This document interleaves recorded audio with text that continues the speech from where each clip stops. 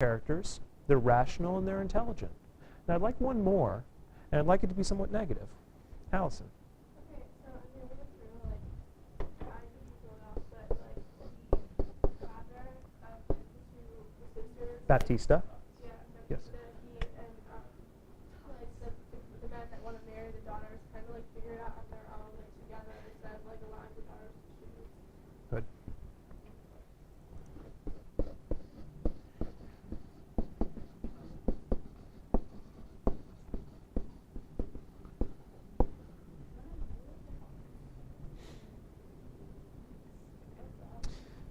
True, Allison. However, I'm going to poke a hole in that that conclusion. Doesn't Bianca really kind of choose her own? And through the manipulation and the trick on Baptista, she's able to pull her decision off. Okay. But, like, So there's something else in there, though.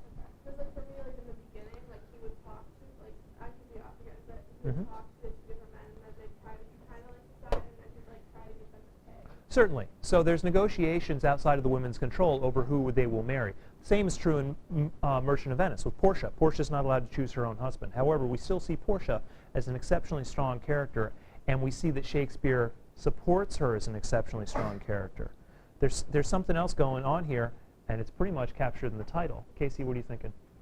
Just another example with Caterina. Yeah. Pretty much when, Petruchio comes and he asks Baptista to marry you, Mhm. Caterina's like, no, I'm not going to marry him. And Baptista's like, yes, you are.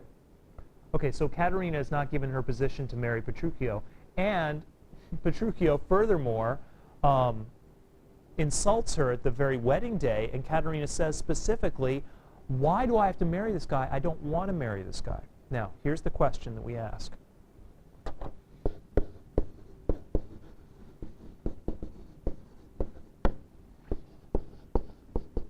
For those of you not reading Taming of the Shrew,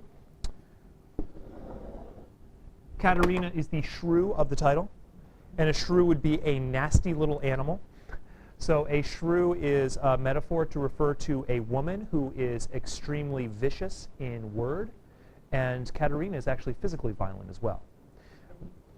They need to tame her. Caterina resists.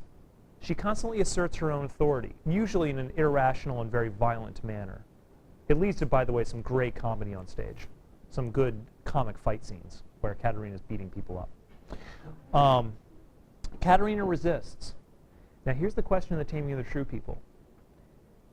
Is Caterina's resistance seen as good or bad?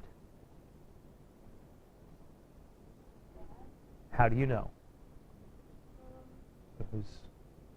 Who said that? That's what I thought, Katie. How do you know that Shakespeare thinks that her resistance is bad? Maybe because if he didn't want it to seem bad, then he wouldn't have Petruchio trying to tame her, and there wouldn't be all these other characters against her resistance. Do you admire Petruchio? Does he seem like an okay guy? Does he seem like the hero of the play? I think Shakespeare wants us to do that. There you go. Shakespeare wants us to see Petruchio as the hero of the play. Therefore, what he's doing would be correct. What else did you think, Allison? I thought also because she actually does, like, succeed in his, like, quest to tame her. And once he succeeds in his quest to tame her, how does she feel? Now, I know you haven't read Act 5 yet, although you've had a summary of Act 5. Yeah. Well, Does she feel better about herself once she's tamed? Okay, it's an unfair question because, once again, you haven't read Act 5. kind of like, I feel like she would be, like, happy about it, but at the same time, I don't know. She is happy about it, and she delivers a very long and very famous speech about how much happier women are when they are submissive. So Caterina's resistance is seen as wrong. Portia's resistance to her father is seen as okay, just fine. Caterina's resistance to all the men in her life is seen as wrong. How do we know? Because once she stops resisting, once she submits, she's a happier person. The resolution can help you understand.